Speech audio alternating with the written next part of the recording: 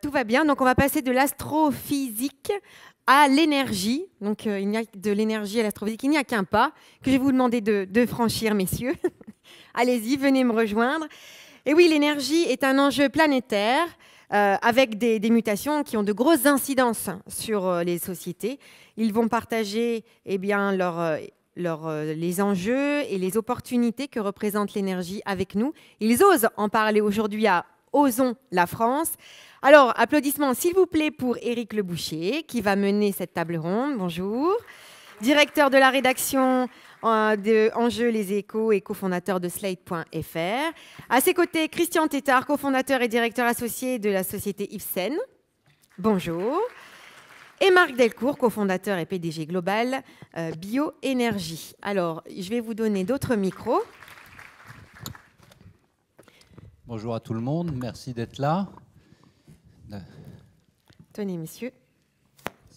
Et à vous la parole. Désolé un peu de vous ramener sur Terre, là. on était parti très loin et on va revenir pas loin de la science. Dans l'énergie, c'est pas loin de la science, mais on va quand même parler de l'énergie de notre Terre, sur la Terre, avec deux hommes pleins d'énergie qui sont à mes côtés pour une petite demi-heure pour essayer de raconter leur histoire et pour essayer de montrer que dans ce secteur de l'énergie, de la même façon que les sciences bougent et les paradigmes se succèdent les uns aux autres, mais enfin quand même assez lentement, dans le domaine de l'énergie, il y a encore beaucoup à oser et beaucoup à construire, beaucoup à faire. Le terrain n'est pas celui d'une décroissance de l'énergie de la Terre et au fond d'une porte qui va se fermer. Au contraire, les portes s'ouvrent. Et donc, vous allez tous les deux nous raconter ce que vous faites, et puis on va parler du futur de l'énergie sur la Terre. Donc, vous l'avez dit déjà, Marc Delcourt était cofondateur et PDG de Global Bioénergie, qui transforme des ressources végétales en hydrocarbures. Il va nous raconter comment il a fait. C'est une société créée il y a maintenant 4 ans, 33 salariés, près de Paris, à Évry. Avant ça, vous êtes un serial créateur. Avant ça, vous aviez créé une autre société, toujours un peu dans les domaines pas loin, de biométhode, qui est devenue franco-américaine et qui s'occupe de biologie industrielle. Puis Christian Tétard, à ma gauche, qui est donc lui cofondateur de l'IFCEN, Institut de formation au comportement en environnement nucléaire, voilà qui fait un peu peur. Société créée il y a toute neuve, il y a 1 an, vous êtes 3 associés, 5 formateurs. Auparavant, vous avez fait toute votre carrière à EDF, où votre dernier job était de créer l'Académie des métiers. Et vous m'avez dit tout à l'heure, c'était pour donner à chaque salarié d'EDF y passe pour donner un sens. Voilà, vous allez nous expliquer ce qu'est donner un sens. Donc peut-être vous donner un sens, c'était quoi? Et puis aujourd'hui, qu'est-ce que vous faites? Racontez-nous un peu. Qu'est-ce qui vous a amené à faire cette société dans l'environnement nucléaire? Bien voilà, donc donner du sens, c'était effectivement, tout au moins quand j'étais à EDF, l'idée de créer quelque chose pour accompagner le renouvellement des compétences, avec le papy boom, etc. Toute cette jeunesse, et on a parlé de la jeunesse ce matin, et c'est très important, elle est là, elle nous regarde, et je suis là aussi pour les motiver vers les métiers du nucléaire. Malgré que ce mot fasse peur quelquefois. Bon, bref. Donner du sens, c'était de dire les procédures, la technique, oui, d'accord, mais cela ne suffit pas, quoi. C'est-à-dire qu'il faut connaître l'environnement, il faut connaître l'histoire, il faut connaître la culture de l'entreprise, il faut connaître, on en a parlé beaucoup ce matin, j'ai entendu ça déjà, de la relation humaine, pour comprendre les choses, comprendre l'environnement. Pour être un bon professionnel, il ne s'agit pas d'être un professionnel technique, un bon soudeur, un bon mécanicien. Un professionnel, il a l'environnement, il a tout ce qui se passe autour, le fonctionnement de l'entreprise, etc. C'était ça, donner du sens. J'y reviendrai après sur l'entreprise. Non, mais sur la vôtre, alors maintenant, celle que vous avez Alors justement, créée. donc, suite à cette carrière et cette expérience sur EDF, où là, c'était tourné vers les agents EDF, particulièrement les agents de production nucléaire, l'idée avec donc 2 associés, qui sont dans la salle, c'était de dire, ben voilà, il y a la même chose à faire. Que peut-on faire? Enfin, moi, j'en suis persuadé. Il fallait faire quelque chose pour les prestataires du nucléaire. Cette fois-ci, je me tourne vers le personnel qui travaille pour les entreprises nucléaires. Là, je m'enlève d'EDF. Je mets nucléaire international. D'accord? Ce que j'ai appelé, moi, d'ailleurs, la nucléaire attitude. Voilà. Donc, j'ai inventé le mot la nucléaire attitude, ce qui veut bien dire que attitude et comportement dans ce milieu à risque, il est spécial. Et il y a une espèce de code de la route qu'il faut apprendre, qu'il faut connaître. D'ailleurs, cette nucléaire attitude pourrait s'adapter à d'autres attitudes dans diverses entreprises. Voilà. Le Japon a manqué de nucléaire attitude? Ah non. Non, d'abord le Japon, il a subi déjà un tsunami, ce qui n'était pas, d'accord, peut-être pas prévu dans leur calcul, d'accident. En tout cas, ce qui prouve qu'ils n'avaient pas pensé que la vague serait aussi haute, puisque c'est avant tout ça, l'accident, hein, qui ensuite a fait un accident effectivement de refroidissement dans le réacteur nucléaire, puisqu'il faut savoir que même à l'arrêt, c'est pour ça qu'aujourd'hui, quand on parlera du nucléaire après, oui, un peu plus, mais là, même si on arrête le nucléaire, si on arrêtait le nucléaire ou si on ralentissait le nucléaire, on pourra en parler, un réacteur qui est à l'arrêt, il faut encore le refroidir et ça continue à produire de l'énergie, d'accord? Voilà. Donc, même si les réacteurs au Japon se sont arrêtés parce qu'il y avait un incident externe, le tsunami, mais l'énergie résiduelle, ce qu'on appelle l'énergie résiduelle, était là, il fallait la contrôler. Ouais. Voilà, donc est-ce qu'ils ont manqué de nucléaire attitude? Non, le Japon pourtant a été réputé pour avoir fait les cercles de qualité, ben voilà, toute son histoire. Non. Non, je pense pas. Donc voilà, l'entreprise nucléaire est une entreprise à risque. Les politiques qui prennent le risque, il faut oser aussi se lancer dans une politique du nucléaire ou comme toute autre politique. Mais une fois qu'elle est gérée, une fois qu'on minorer les risques quand même. Voilà, oui. Voilà. Minorer les risques. Marc Delcourt, votre idée à vous, une autre énergie, celle d'utiliser la nature, la bioénergie pour la bio pour faire de l'énergie. C'est assez courant, mais aujourd'hui c'est en développement dans le monde, aussi en France. Comment vous voyez les choses? Alors, ce domaine de la biologie industrielle dans lequel nous évoluons, c'est effectivement un domaine récent. C'est-à-dire l'idée d'utiliser les ressources végétales, les sucres, les céréales, les déchets agricoles et forestiers, l'ensemble des ressources qui sont accessibles de façon renouvelable, d'utiliser donc toutes ces ressources pour produire des produits chimiques dans deux domaines, les matériaux, les plastiques, les élastomères, et les carburants. Donc c'est un domaine qui est récent parce que jusque vers l'an 2000, le pétrole était tellement peu cher que ça écrasait toute alternative. Donc c'est un domaine qui n'a commencé à émerger que vers l'an 2000 et on a vu un certain nombre de succès émerger aux États-Unis, un certain nombre de sociétés, quelques dizaines, et en France aussi, se lancer donc dans cette perspective de suppléer dans un premier temps, peut-être remplacer d'ici quelques décennies, quand le pétrole viendra à s'épuiser, l'industrie pétrochimique actuelle.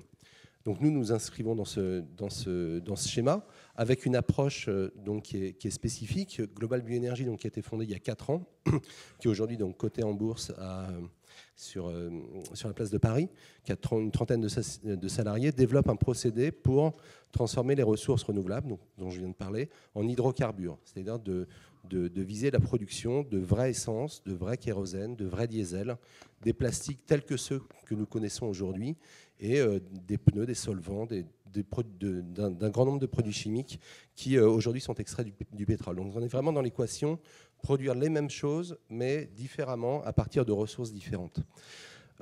Pour arriver donc à développer des procédés comme ça, il a fallu franchir des barrières technologiques. Donc c'est mon partenaire, donc Philippe Marlière, qui est un des scientifiques les plus visionnaires dans ce domaine-là, qui les a eus.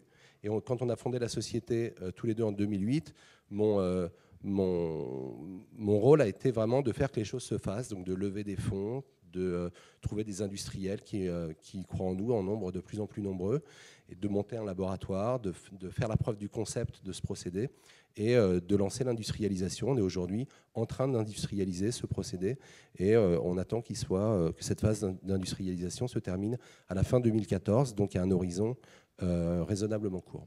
Et après, vous ferez des usines. Là, vous êtes dans la pré-industrialisation, c'est ça? On est dans la phase d'industrialisation, c'est-à-dire le procédé marche dans le laboratoire, il faut encore l'améliorer et surtout le mettre à l'échelle. Donc il faut plusieurs phases pour le mettre à l'échelle, où à chaque phase on gagne un facteur 10 ou 100 de quantité de produits fabriqués. D'accord, on va reparler de ces énergies, mais avant ça, je voudrais quand même qu'on revienne. C'est impossible que dans un colloque qui s'appelle « Osons la France », on ne parle pas de quelque chose de la semaine où la France s'est interdit d'oser.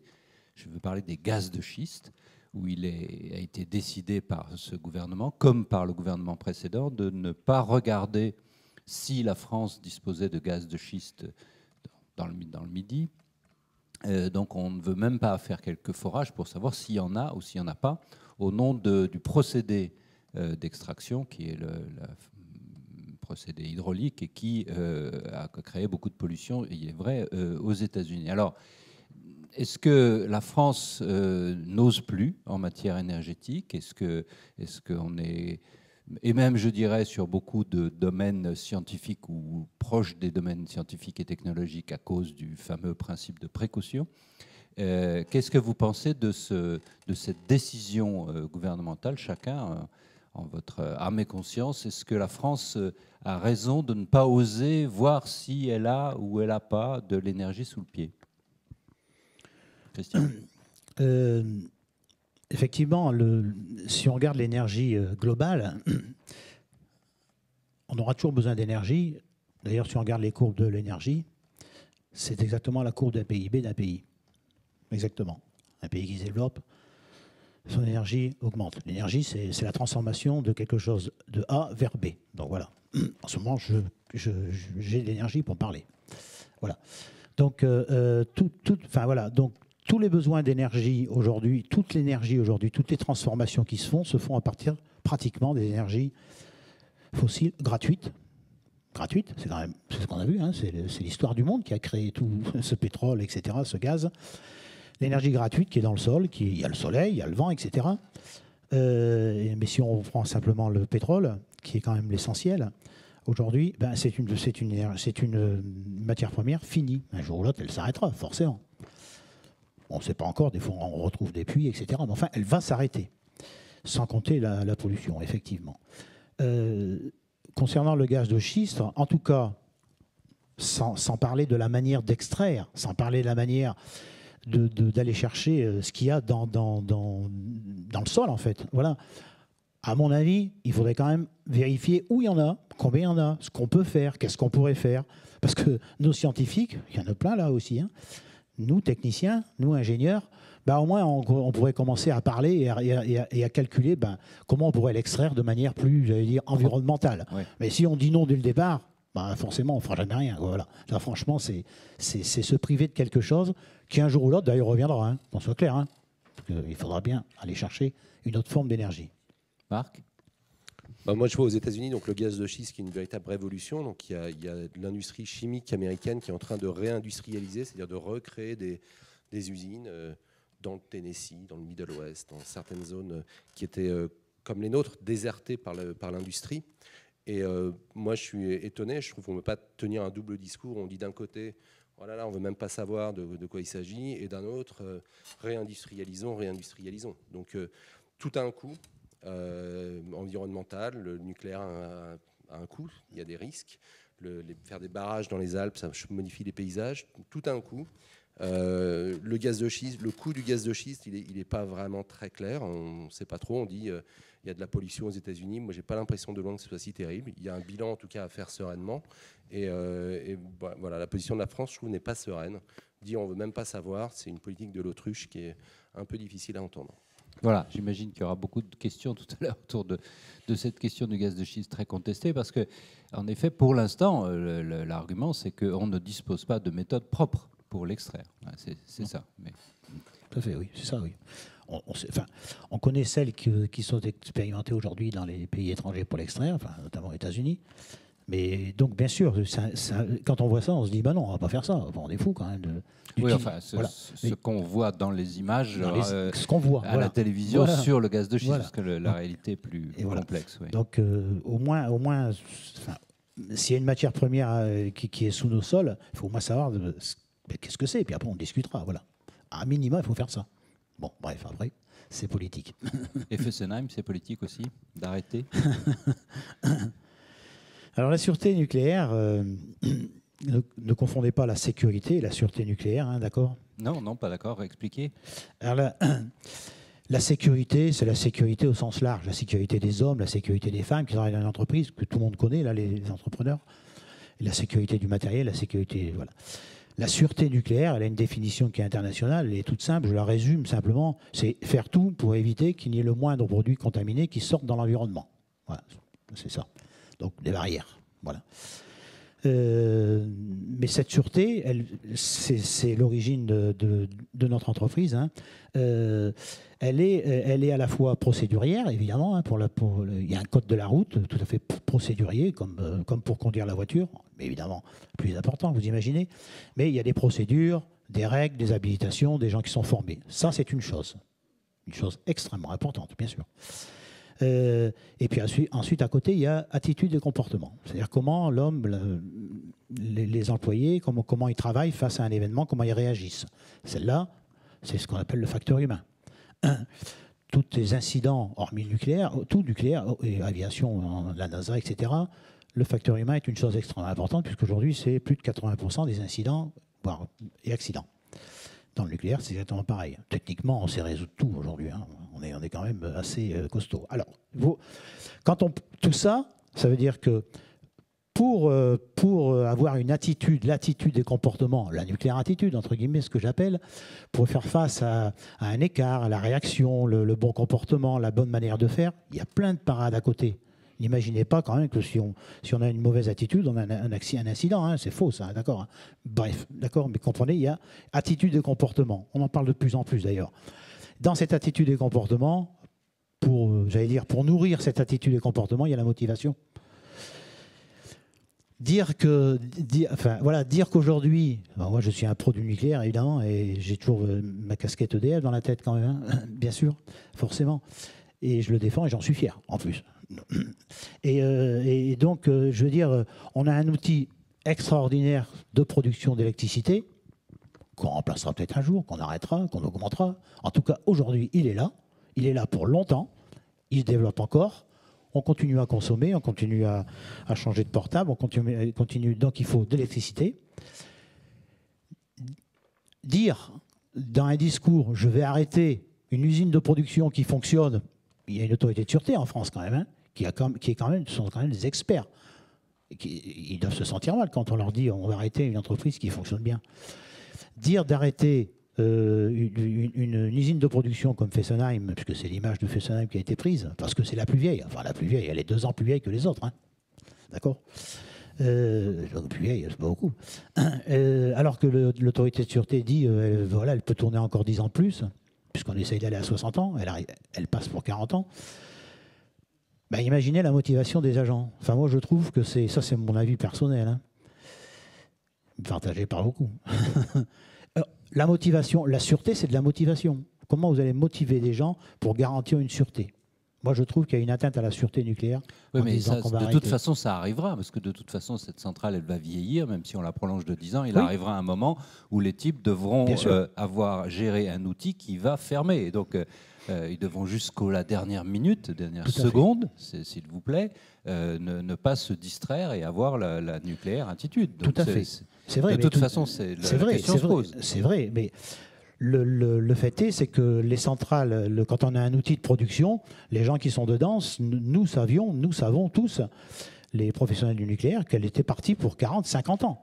Donc en fait, il y a un challenge derrière, quoi. C'est-à-dire qu'il y a aller visiter une centrale, on dirait une centrale neuve, quoi. Mais puisque, ici on est à Ozon-la-France, est-ce qu'au fond, ça c'est peut-être pas une mauvaise chose que d'oser en fermer une, on va apprendre à en fermer une, on va constituer peut-être un savoir-faire de fermeture de centrales qui va s'exporter ensuite. Au fond, est-ce que ce n'est pas une bonne source d'emploi, cette décision? Le démantèlement des centrales nucléaires, il arrivera un jour, bien sûr.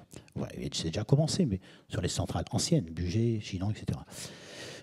Sur les centrales de ces générations-là, évidemment, il arrivera. Mais les gens du nucléaire, que ce soit Areva, EDF, tous les grands du nucléaire français et internationaux d'ailleurs, le savent bien. Bien sûr que c'est un développement et professionnel. Aujourd'hui, Areva le fait sur Tricastin, elle va le faire sur Eurodif, etc. Ce sont des nouveaux métiers. Ça, c'est clair. Oui. Simplement, je veux dire que l'émulation et l'outil n'étaient pas à arrêter tout de suite. C'est tout simplement ça. Mais bien sûr qu'il s'arrête dans 10 ans plus tard. Tout le monde le savait. D'accord. Alors, votre industrie, à vous, toute industrie a son revers, celle du nucléaire, c'est évidemment l'accident. La vôtre, c'est le choix entre garder les surfaces arables en terres agricoles pour se nourrir ou se chauffer, si je puis dire. Est-ce qu'il y a vraiment, étant donné la rareté de la terre et la rareté de l'eau, est-ce qu'il y a un vrai choix à faire, un vrai dilemme entre se nourrir et se chauffer? Alors oui et non, c'est un sujet qui est complexe et qui est vraiment au centre des débats actuels. Oui et non, parce que d'abord, on est dans un monde qui parvient très bien à se nourrir. Il y a 10 ans, il y a 20 ans, on était même dans un monde d'opulence et on commence seulement maintenant à se poser la question de est-ce qu'on ne va pas atteindre le niveau maximum de production mondiale. La production mondiale agricole augmente chaque année encore. C'est vite dit, il y a eu des pénuries de la faim il y a 3 ans, en 2008, souvenez-vous. Donc, et des gens sont morts. Oui, mais il y a aussi, en 2008, justement, il y a eu 2 mauvaises récoltes simultanées et il y a eu une mauvaise gestion des stocks. Mais si on regarde la production actuelle mondiale normale, moyenne, on est très largement au-dessus des besoins de l'humanité. Donc on a vraiment de la marge de manœuvre. Et deuxièmement, le sujet donc, des bioprocédés se divise en fait en 2. C'est-à-dire il y a d'un côté les biocarburants qui demandent des grands volumes et pour lesquels il y a une question qui se pose vraiment d'équilibre. On ne pourra pas remplacer tout le pétrole qu'on utilise comme carburant par des biocarburants. C'est vrai. On pourra suppléer en partie à cette industrie pétrochimique sur l'aspect carburant par le biosourcé. Maintenant, ça c'est un premier sujet qui ne doit pas en occulter un deuxième, qui est le sujet des biomatériaux. Le plastique, les élastomères pour faire des pneumatiques, ce sont des volumes extraordinairement plus petits. Et une usine qui ferait par exemple des élastomères pour la production de pneumatiques produirait de l'ordre de 100 000 tonnes par an. 100 000 tonnes, ça a rapproché de la production agricole française de 60 millions de tonnes. Donc c'est vraiment une toute petite fraction.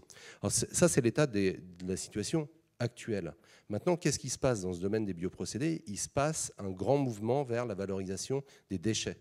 La paille, les copeaux de bois, on parle de deuxième génération, on parle aussi de troisième génération avec l'industrialisation de la photosynthèse. Tous ces mouvements sont en marche. Ce sont des segments qui sont amont par rapport aux segments qui sont, sur lesquels Global Bioénergie s'est positionné, de valoriser les ressources vers la molécule finale et non pas de s'occuper des ressources elles-mêmes. Mais ce mouvement est en marche et ça va être un robinet qui va s'ouvrir donc en amont de toutes ces filières du biosourcé qui va permettre de produire des produits chimiques sans peser sur la production agricole. Maintenant, je voudrais que vous me donniez chacun votre vision des choses sur l'avenir. Est-ce que l'énergie est un domaine en avenir, en complet bouleversement, avec des découvertes à venir? Est-ce que chacun ici dans la salle peut se dire, moi je vais me mettre dans l'énergie parce qu'il va s'y passer beaucoup de choses.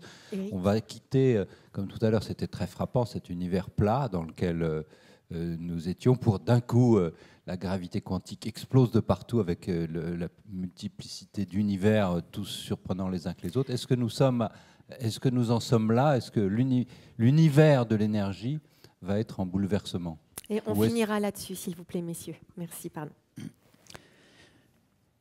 Il est en bouleversement parce que d'abord, il est en bouleversement dans les pays développés, parce que effectivement, qui se développent, hein. Chine, Inde, Brésil, et les autres, bien sûr, puisqu'ils ont besoin de plus en plus d'énergie. Donc, comme je le disais tout à l'heure, il y a les énergies fossiles qu'il faudra bien gérer, puisqu'elles vont un jour se finir. Il y a les énergies nucléaires, il y a les énergies renouvelables, il y a les énergies nouvelles. Mais je crois que ce qui va changer, en tout cas pour donner de l'avenir aux jeunes qui nous écoutent, et aux moins jeunes, parce que je suis encore dedans, j'ai encore envie de continuer, il y a aussi les économies d'énergie.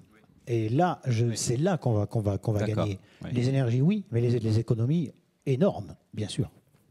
Beaucoup de techniques à inventer. Ouais, alors moi je pense qu'il va y avoir des bouleversements très, très importants. Alors pour continuer ce débat sur l'agricole et enfin, l'utilisation des ressources pour l'alimentaire ou pour l'énergie, il faut aussi rappeler que 40% des ressources, selon la FAO, les ressources agricoles sont gaspillées, sont détruites. Dans le nord, parce qu'on les gaspille par négligence ou par excès de normes, et dans le sud, parce que par défaut de logistique. Donc ça, on va voir ce bouleversement, on va voir des choses mieux s'organiser. Ça rentre dans ce schéma des économies d'énergie. D'une façon plus globale, est-ce que l'énergie va être au cœur du débat de ces prochaines décennies ? Moi, je pense que c'est évident. Le pétrole, on a encore quelques décennies. Là, on va pas... Cette question du peak oil, d'ailleurs, est-ce qu'on a passé le peak oil ou pas, s'essouffle un peu.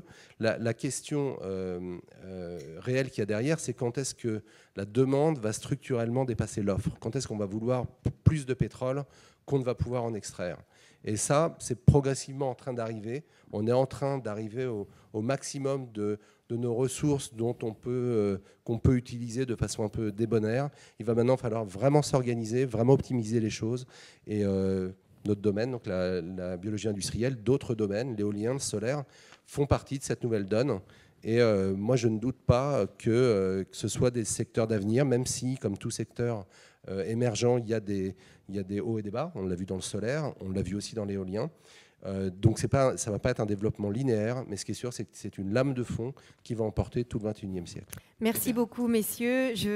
Désolée de vous couper dans cet élan, on est obligé de continuer. En revanche, bien, vous aurez tous les loisirs de continuer la discussion avec vous aussi dans l'atrium durant la pause.